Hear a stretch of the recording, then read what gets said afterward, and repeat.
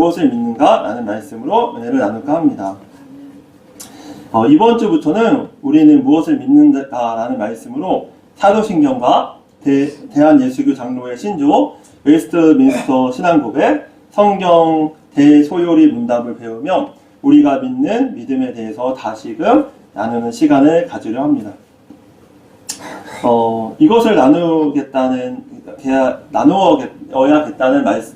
그런 마음을 먹었던 이유가 무엇이냐면, 바로 지난주 신년 감사 예배를 드리며 우리 서리 집사님이신 최승희 집사님과 함께 문답을 하는데, 두 번째 문답이 이런 문답이 나오는 거예요. 제가 읽어드리면, 본 장로의 신조와 웨스트민스터 신도개요, 즉 웨스트민스터 신앙고백서, 그리고 대소요리 문답은 신구약 성경의 가르침을 총괄한 것으로 알고 성실한 마음으로 받아 믿고 따르겠습니까? 라는 문답이 있었던 것입니다.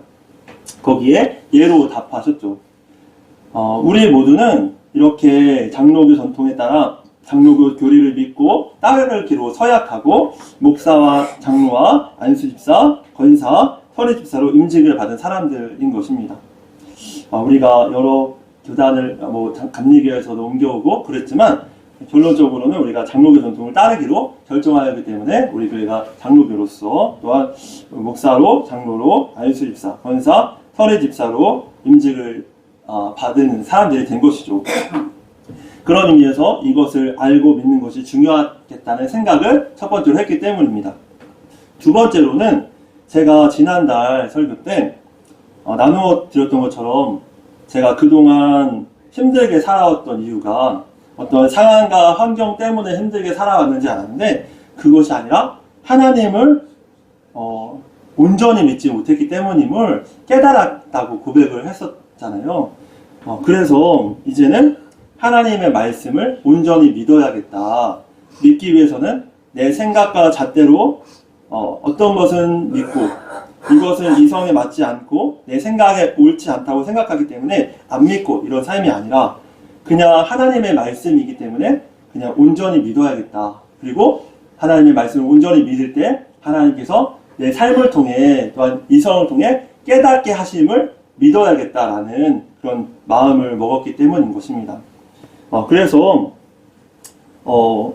오랜 전통을 통해서 믿음의 선조들께서 이미 우리는 무엇을 믿는가, 우리는 무엇을 믿어야 하는가에 대한 정의로 사도신경과 대한예수교 장로의 신조와 그리고 웨스트민스터 신앙고백, 그리고 대소요리 문답들을 통해서 우리는 무엇을 믿는가, 무엇을 믿어야 하는가를 잘 정리해 놓으셨기 때문에 그것을 우리가 알고 믿어야겠다라는 생각을 하였기 때문입니다.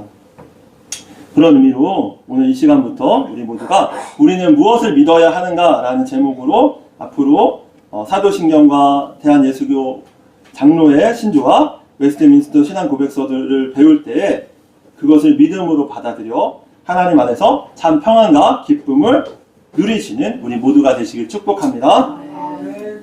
그런 의미에서 시작하겠습니다. 우리 사도신경을 외우고 시작하시겠습니다. 아까 사도신경이 들어갔던 이유가 있었네요.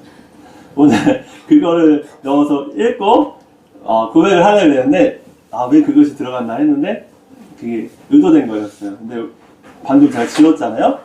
지웠기 때문에 우리가 외운 사도신경 말씀으로 우리가 신앙 고백을 하시겠습니다. 나는 전능하신 아버지 하나님 천지의 창조주를 믿습니다. 나는 그의 유일하신 아들 우리 주 예수 그리스도를 믿습니다.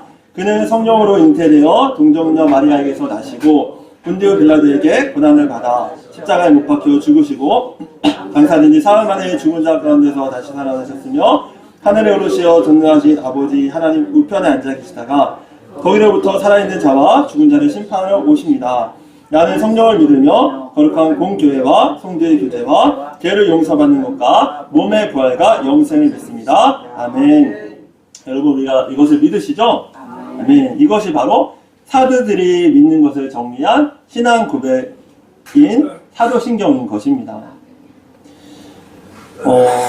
그런데 사도신경은 성경 말씀을 근거로 하고 있는데 우리 함께 읽어보시겠습니다. 창세기 1장 1절 태초에 하나님이 천지를 창조하시니라. 마태복음 16장 16절.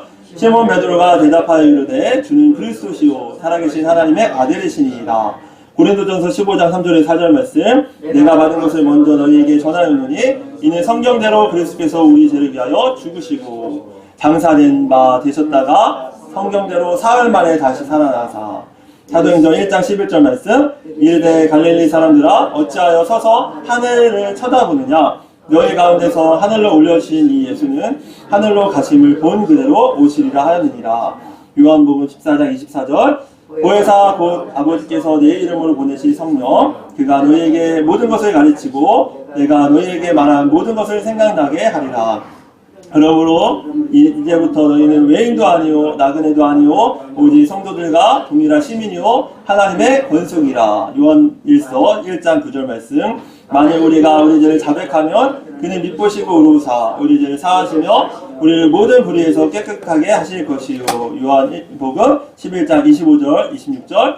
예수께서 이르시되 나는 부활이요 생명이니 나를 믿는 자는 죽어도 살겠고 무릇 살아서 나를 믿는 자는 영원히 죽지 아니하리니 이것을 내가 믿느냐.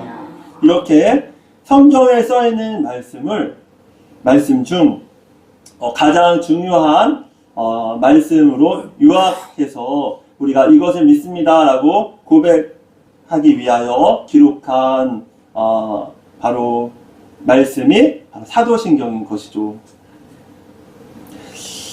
여러분, 이렇게 신조란 라틴어로 크레도라는 말로써 나는 믿는다 라는 뜻으로 성경의 방대한 내용 중 우리가 반드시 붙들어야 할 내용을 함축하여 정리한 우리의 신앙의 뼈대라고 할 수 있는 것이죠. 성경은 방대한 66권이나 된 책이기 때문에 그것을 요약해서 뼈대를 간추려서 우리가 이것을 믿습니다. 우리가 성경을 믿습니다. 라는 고백, 성경을 믿는다는 고백을 사도신경 안에 담아놓고 고백한 것이 바로 우리가 믿는 이 사도신경과 신조인 것이죠. 즉 방대한 성경을 초신자나 성도들이 성경의 핵심을 놓치지 않도록 가장 중요한 진리는 이것이다 라고 요약해주는 지도와도 같은 것입니다. 즉 신조란 우리는 무엇을 믿는가, 우리는 무엇을 믿어야 하는가를 잘 정리한 신앙 고백서인 것이죠. 이러한 신앙 고백서는 초대교회 시절 잘못된 가르침을 가르치는 이단을 구분하는 기준이 되기도 했습니다. 즉 사도신경은 성도들을 거짓 가르침으로부터 보호하는 울타리 역할을 한 것입니다. 지금도 사도신경을 부인하며 사도신경을 왜곡하거나 그 안에서 더하거나 빼면 이단이나 사이비로 정죄받기도 하는 것입니다. 그런 의미에서 여러분, 우리가 이렇게 성경 말씀을 진리로 온전히 믿고 그 성경 말씀으로 기반으로 한 이 사도신경을 온전히 믿어 건강하고 행복한 신앙을 유지하시기를 축복합니다. 두 번째로 그럼 대한예수교 장로의 신조란 무엇일까? 사실 많은 부분에서 사도신경과 대한예수교 장로의 신조는 겹칩니다. 왜냐하면 둘 다 성경을 기본으로 하였고 우리가 믿는 것을 정리한 것이기 때문이죠. 그럼 대한예수교 장로의 신조는 사도신경과 무엇이 다를까? 바로 사도신경은 따라해 보시겠습니다. 나는 하나님과 예수님과 성령님을 믿습니다. 라고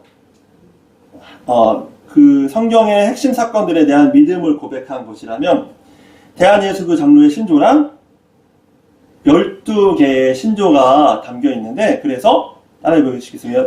장로교 12신조. 네, 줄여서 장로교 12신조라고도 하는데 이 장로교 12신조에는 따라해 보시겠습니다. 성경의 권위, 하나님의 주권, 예정론, 세례와 성만찬 등의 의미 등 구체적인 교리를 설명하고 있는 것입니다. 앞으로 우리가 대한예수교 장로의 신조 그리고 이것이 바로 웨스트민스터 신도 개요인 웨스트민스터 신앙 고백서를 요약한 그 신앙 고백서인데 그것들을 같이 배우면서 그러면 우리가 무엇을 믿어야 하는가, 무엇을 믿는가를 함께 배우시고 믿기를 소망하며 믿음으로 고백되어지는 우리의 고백이 되어지시기를 축복합니다. 즉 우리 장로교회는 성경을 무호한 그 무오라는 말은 잘못이 없는, 그죠?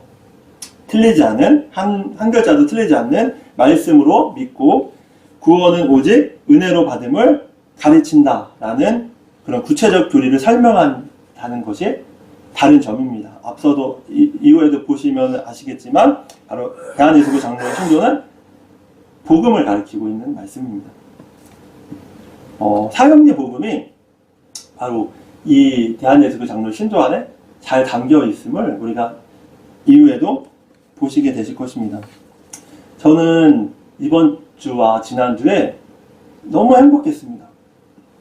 우리 안수 집사님께서 찬양을 통해서 두려워하지 말라 이 찬양을 고르셨다고 하셨는데, 믿음과 그리고 하나님이 인도하시네, 그리고 아무것도 두려워하지 말라 이 찬양을 통해서 많은 은혜가 되었는데 정말 그런 은혜로 살았습니다.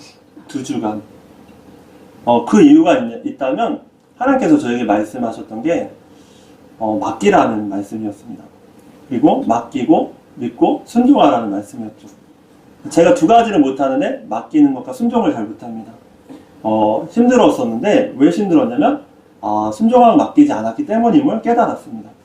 그런데 억지로라도 순종하고 맡기니까 너무나도 행복한 거예요. 사실은 그런 마음이 들었습니다. 이번 주와 지난주 돌아오면서 마음에 들었던 생각이, 평생 대리를 하더라도 하나님의 복음을 전할 수 있는 부르시는 자리에 있고, 그리고 하나님 안에서 함께 살아간다면 너무나도 행복할 것 같다라는 생각을 했어요.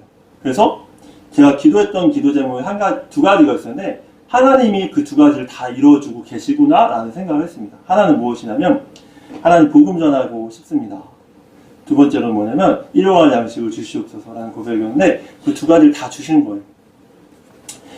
이번 주에 어린이 전도협회를 가게 되었습니다. 어린이 전도협회는 제가 신학교 때부터 너무나도 가고 싶었던 곳이었어요. 친구들이 어린이 전도협회를 가고 거기서 은혜를 많이 받고 그렇게 어린이 사역을 하는데 너무 부러웠던 거예요. 그런데 여러 가지 계기로, 그리고 또 그 교회와 사정이 맞지 않아, 그리고 나중에는 제가 일을 하게 되면서 주중에 아침부터 저녁까지 하게 되는 그 어린이 전도협회 전도 강습회를 갈 수가 없는 거예요. 그런데 이번에 시간이 나서 11월부터 12월 중에 제가 거기에 전화를 드렸죠. 강습회를 하는 날짜를 묻기 위해서 전화를 했더니 1월 이번 주에 있었던 화요일부터 금요일까지 한다는 거예요. 그래서 언제까지 신청이 가능합니까? 그러니까 그분께서 말씀하시기로 바로 전날까지도 가능합니다. 그러는 거예요. 그래서 저는 마음에 너무 가고 싶은데 아이들이 올 수도 있으니, 그때 아이들이 오면은 공부방을 해야 되잖아요. 당연히 못하니까 알겠습니다. 그리고 그때 사정에 맞춰서 해야겠다라는 생각을 했죠. 그리고 나서 전화가 왔습니다. 제가 신청을 안 하니까 그분들이 전화를 주신 거예요. 감사하게. 근데 월요일날 전화가 오셨어요. 이번 주 월요일날. 신청을 안 했으니까. 근데 말씀하시는 거예요. 화요일부터 시작되는데 신청 안 하시겠습니까? 얘기하시는 거예요.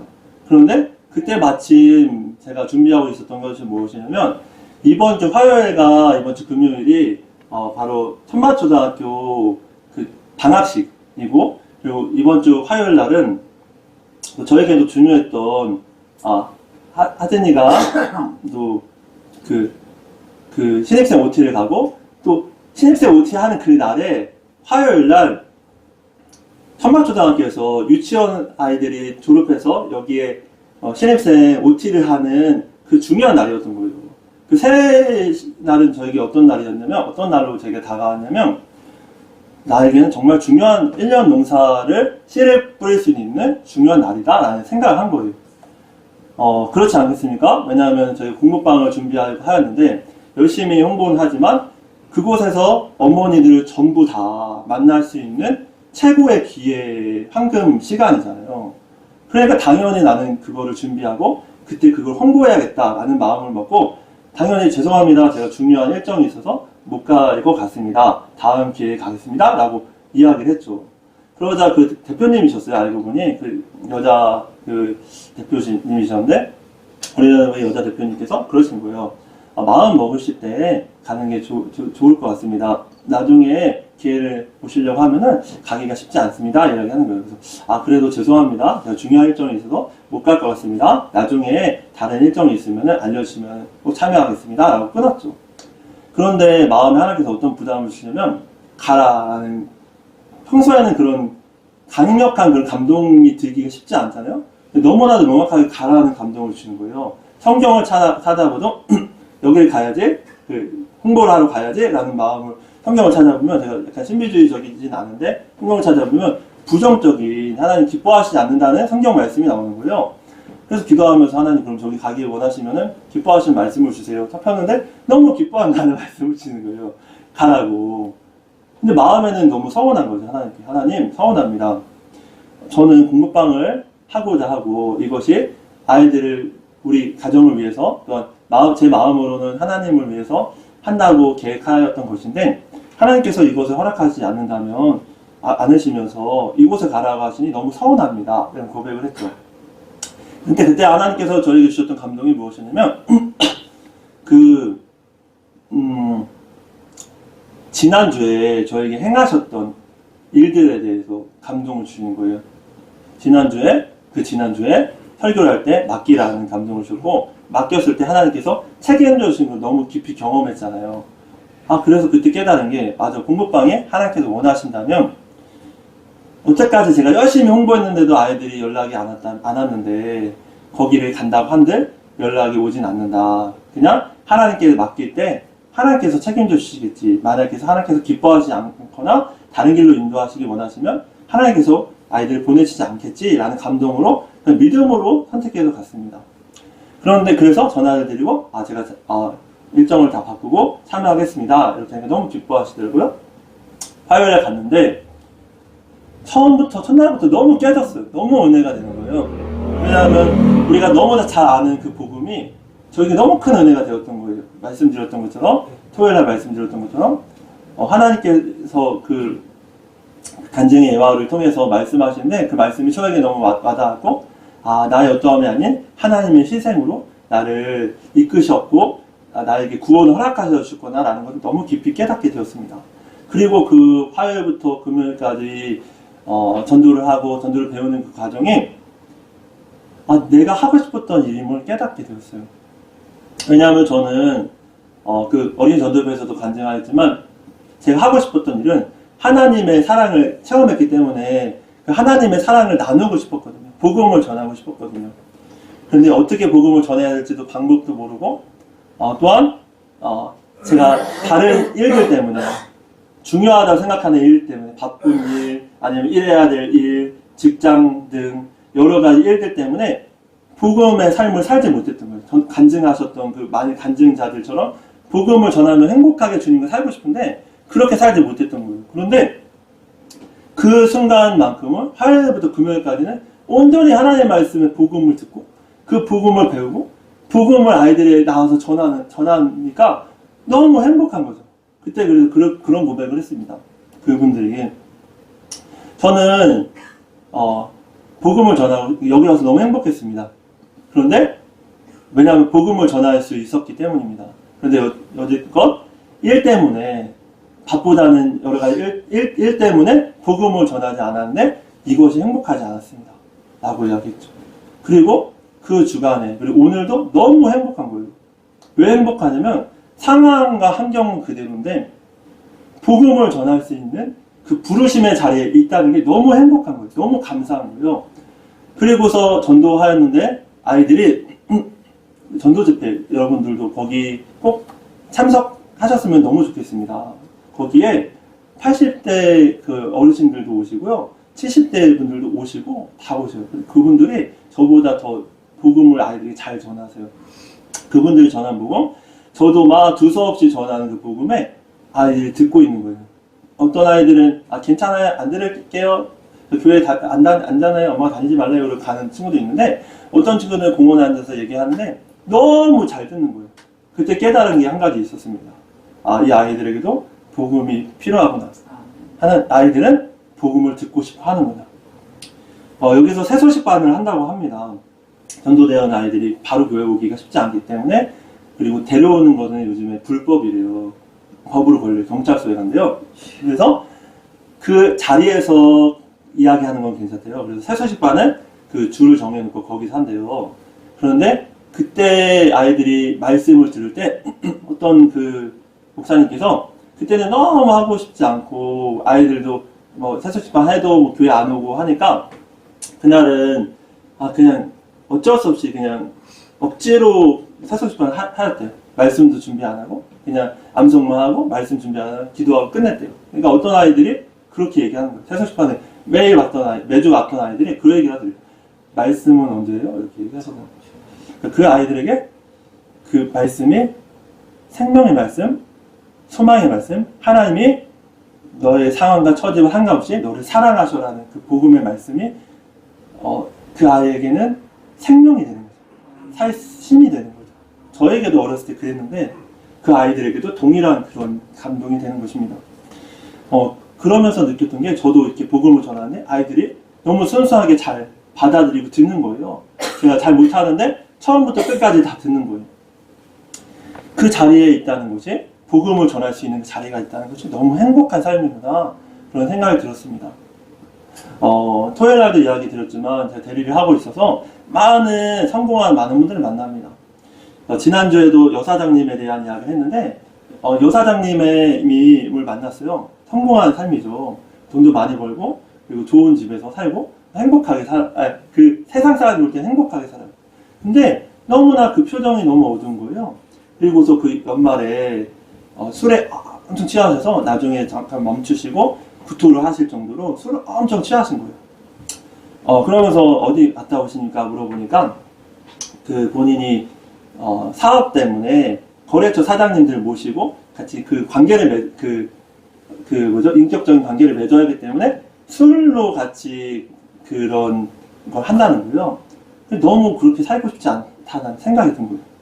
세상적으로는 성공한 삶인 것처럼 보이지만, 돈도 많이 벌고 모든 것들을 다 누릴 수 있는 삶인 것처럼 보이지만, 그 술에 취해서, 그리고 그렇게 그냥 먹고 살기 위해서, 성공하기 위해서 그렇게 그 세상적인 방법대로 그렇게 힘들게 어렵게 살아가는 그 삶을 보면서 그렇게 살고 싶지 않다라는 생각을 했는데, 그 어린이 전도협회 그 대표님과 그 대표님이 여자 목사님이시고, 그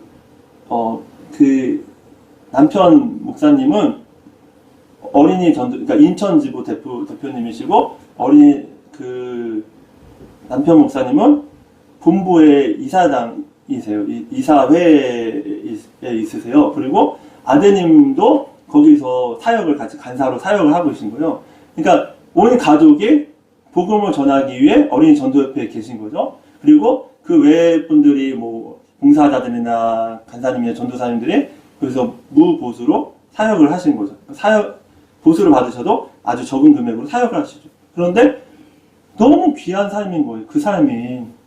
그 세상의 삶과 이분들의 삶을 비교했을 때 결론이 무엇이냐면, 복음 전하는 삶, 하나님께서 우리에게 맡기신 사명, 복음을 전하는 삶이 가장 가치 있고 귀하고 행복한 삶이구나. 부르심의 자리가 가장 행복한 자리구나 라는 걸 깨달았습니다. 그래서 그런 고백을 할 수가 있었죠. 여러분, 그러므로 우리가 세상의 것들에 너무 안주하거나 세상의 즐거움이나 세상의 성공만을 바라보는 것이 아니라, 하나님께서 주신 것들을 우리에게 그 주신 것들은 나누라, 복음을 전하라고 주신 것들임을 믿고 온전히 담대히 복음을 전하는데 여러분의 시간과 물질과 그리고 모든 헌신을 하나님께 드려서 정말 행복한 그 자리에서 행복하게 살아가는 여러분들 되시길 축복합니다. 제가 너무 행복합니다. 오늘 그렇게 전도를 했는데 결국에 아이들은 오지 않았어요. 전도가 된 아이들은. 그리고 말씀하시기로 바로 오는 아이들은 거의 없다라고 얘기하셨어요. 그러니까 씨앗을 심은 거죠. 근데 감사하게 하나님께서는 그 씨앗을 심고 제 마음에 나는 하나님 너무 행복한 거 하나는 또 뭐냐면 성령 충만한 삶이 가장 행복한 삶이다라는 깨달아서 그리고 성령 충만하는 것이 어떤 건지 지난주 기도원에서 다 알려줬어요. 그것이 무엇이냐면 하나님 안에서 사는 삶이 성령 충만한 삶이에요. 성령 충만할 때 평안과 기쁨이 임해요. 그래서 행복한 거예요. 그러니까 환경과 상황이 변하지 않았잖아요. 그럼에도 불구하고 행복해요. 왜냐하면 하나님의 평안과 기쁨이 임하기 때문에. 근데 그 평안과 기쁨이 임하는 방법이 무엇이냐면 하나님과 함께하는 삶인데 그 함께하는 삶이 하나님 말씀 안에 거하는 삶, 기도하는 삶, 그리고 사단이 속삭이죠. 거짓말로 너 환경과 상황 안 변했잖아. 하나님 안 사랑하셔. 그리고 그렇게 속일 때 너는 잘못했잖아. 죄가 있잖아. 이렇게 속일 때 그냥 사단을 대적하면서 그리고 때로는 죄를 짓고 싶어하는 마음, 생각들이 들 때도 사단을 대적하면서 때로는 회개하면서 그 죄성, 제 안에 있는 죄를 짓고 싶어하는 죄성을 끝까지 회개하면서 또한 대적하면서 사단을 대적하면서 기도할 때 평안이 임해요. 그리고 그 안에 하나님이 기뻐하시지 않은 죄를 짓지 않기로 결단했을 때 행복합니다. 때로는 설교할 때도 그렇죠. 토요일날도 설교하고 나서 너무 부끄러운 거예요. 죄송한 거예요. 하나님한테 이렇게 잘 못 살았던 잘못이 회개스럽고 그리고 내가 잘 복음만 읽어서 목사님들께 은혜를 끼치지 못한 것이 아닌가? 너무 부끄러운데 하나님은 개떡같이 전해도 찰떡같이 그 다른 분들이 은혜로 받게 하셔서 그때 느낀 게 사단이 나를 공격한 것이구나. 너가 잘 못 전한다고 속이는 것이구나. 그리고 그때 기도하면서 회개하면서 하나님을 붙잡았어요. 그러니까 평안이 임하더라고요. 이처럼 여러분 때로는 힘들고 어렵고 우리 상황과 환경과 나의 연약함을 바라볼 때 사단은 계속 공격하지만 그럼에도 불구하고 우리를 끝까지 사랑하시고 우리를 포기치 않으시고 버리지 않으셨던 하나님을 믿을 때 우리가 하나님의 기쁨 임함을 믿으시기 바랍니다. 그런 의미로 우리가 무엇을 믿는가를 정리하는 것은 정말 중요합니다. 왜냐하면 그 무엇을 믿는 자를 정리하고 우리가 그것을 믿을 때 행동이 따라오기 때문입니다. 그럼 우리는 무엇을 믿어야 하고 무엇을 믿을까요? 그것은 바로 대한예수교 장로의 신조에 잘 담겨 있는데 1절부터 큰 소리로 읽어보도록 하겠습니다. 시작! 신구약 성경은 하나님의 말씀이니 신앙과 본분에 대하여 정확무한 유일하게 법칙이다.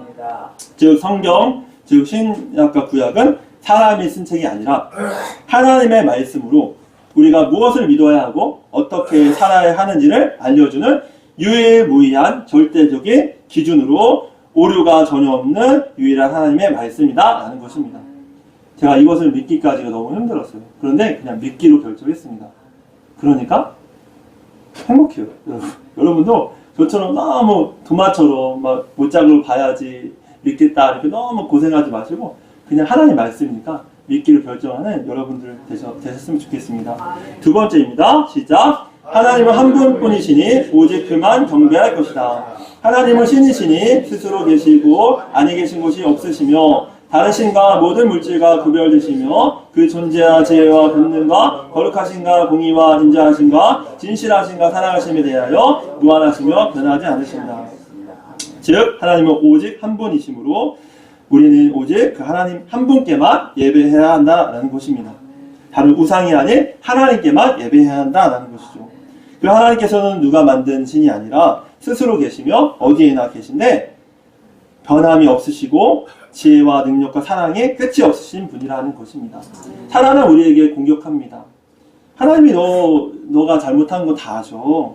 그런 너 사랑하지 않으셔. 그런데 분명히 성경 말씀을 통해 기본으로 해서 정리된 이 신조 안에는 하나님은 거룩하시고 공의가 없으시고 인자하시고 진실하신데 영원토록 우리를 하시며 그 사랑에 대해서는 무한하시며 변하지 않으신다 라고 분명하게 우리가 이것을 믿는다라고 고백한 것입니다. 여러분 그러므로 그러므로 예수님께서는 죽기까지 우리를 사랑하셔서 자신의 몸에 물과 피를 다 흘리시기까지 완전히 죽으시고 완전히 다시 살아나셨음을 살아나셨죠. 우리가 죄인 되었을 때 주님께서는 우리를 위해서 십자가에 달려 죽으시기로 결정하셨다라는 말씀도 있는 것입니다. 그러므로 우리가 우리의 상황과 환경과 처지에 우리가 좌절하고 실망하고 사단의 그 이야기에 드는 것이 아니라 하나님은 나를 사랑하셔. 하나님은 신실하셔. 하나님의 약속은 변치 않으셔. 여러분들이 받으셨던 이 약속의 말씀들 2025년, 2026년 그리고 평생의 약속의 말씀들이 또한 성경에 기록된 이 약속의 말씀들이 하나님이 반드시 지키신다는 것을 믿으시고 그 사단의 속임에 빠져서 괴로움과 고통 가운데 두려움 가운데 빠지지 않으시고 주님이 영원토록 주시는 평안과 기쁨을 누리시는 여러분들 다 되시길 축복합니다. 세 번째입니다. 하나님의 본체 시작. 하나님의 본체에 세 위가 계시니 성부, 성자, 성령이신데 이 세 위는 한 하나님이시라. 본체는 하나요 권능과 영광이 동등하시라. 이 말씀은 삼위일체 되신 하나님을 말을 하고 있는데 하나님은 한 분이시다 라고 말씀하셨죠. 그런데 우리가 믿는 하나님은 아버지 하나님, 성부 하나님, 아들 예수님, 성자 예수님, 성신 하나님, 성령님 이 세 분을 믿죠. 즉 한 분 하나님께서 세 인격으로 존재하시는데 이 세 분은 능력과 영광이 똑같으신 한 분이신 하나님이라는 것을 고백하는 이 고백이 바로 말씀에 담겨 있는 것입니다. 네 번째 시작. 하나님께서 모든 유형물과 무형물을 그 권능의 말씀으로 창조하사 보존하시고 주장하시나 결코 죄를 내신 이는 아니시며 모든 것을 자기 뜻의 계획대로 행하시며 만유는 다 하나님의 착하시고 지혜롭고 거룩하신 목적을 성취하도록 역사하신다. 하나님의 주권과 계획을 말을 하고 있죠. 즉 하나님은 자연과 사람과 같이 눈에 보이는 유형물과 천사나 영혼과 같은 눈에 보이지 않는 무형물 모든 것을 말씀으로 만드셨지만 죄를 만드신 분은 아니라는 것입니다. 그리고 지금도 세상을 다스리고 계시며 모든 만물은 하나님을 기쁘시게 하기 위해 존재한다라는 말씀인 것이죠. 다섯 번째 시작. 하나님이 사람을 남녀로 지으시되 자기의 형상대로 지식과 의와 거룩함으로 지으사 생물을 주관하게 하셨으니 세상 모든 사람이 한 근원에서 나왔은즉 다 동포 형제라. 아멘. 즉 다섯 번째는 하나님은 사람을 남자와 여자로 만드셨고 사람은 동물과 다르게 하나님 닮은 꼴로 만드셨다라는 것입니다. 그렇기 때문에 지혜롭기도 하고 바른 마음을 가졌다라는 것이죠. 그리고 모든 인류는 한 조상인 아담에게서 나왔으므로 모두 다 한 형제 자매라는 것입니다. 여섯 번째 시작. 우리의 신도가 선악간에 택할 자유능이 있었는데 시험을 받아 하나님께 범죄한지라. 아담으로부터 보통 생육법에 의하여 출생하는 모든 인종들은 그의 안에서 그의 범죄에 동참하여 타락하였으니 사람의 원죄와 부패한 성품밖에 범죄할 능이 있는 자가 일부러 짓는 죄로 있은즉 모든 사람이 금세와 내세 하나님의 공평한 진노와 형벌을 받는 것이 마땅하다. 제6조는 인류의 조상인 아담과 하와가 하나님의 명령을 어기고 선악과를 먹어 죄를 지었다라는 것입니다. 그로 인해 인류는 하나님과의 관계가 끊어졌고 그 후손인 모든 인류도 태어날 때부터 죄인이 되었다라는 것입니다. 이것을 원죄라고 합니다. 그것과 더불어 우리 스스로 짓게 되는, 왜냐하면 죄성이 있기 때문에 짓게 되는 자범죄도 말을 하고 있죠. 바로 이 원죄와 자범죄로 인해서 우리는 죄에 대한 벌을 받을 수밖에 없는 처지가 되었다라는 것입니다. 여러분, 이것이 우리의 처지입니다. 이렇게 장로교 12신조 중 제1조부터 제6조까지는 성경과 하나님, 그리고 하나님과 예수님, 성령님이 한 분 하나님이라는 것, 그리고 그 하나님께서 모든 만물을 창조하셨고 인간을 창조하셨지만 인간이 하나님의 말씀을 어겨 죄를 지음으로 하나님과의 관계가 깨어지게 되었다라는 우리의 인간의 실존에 대한 이야기를 하고 있는 것입니다. 여러분, 그것이 우리의 인생이고, 그리고 하나님 없이 떠난 우리의 인생이고, 그리고 하나님 없이 살아가는 이 모든 세상 사람들의 그런 실존이지 않습니까?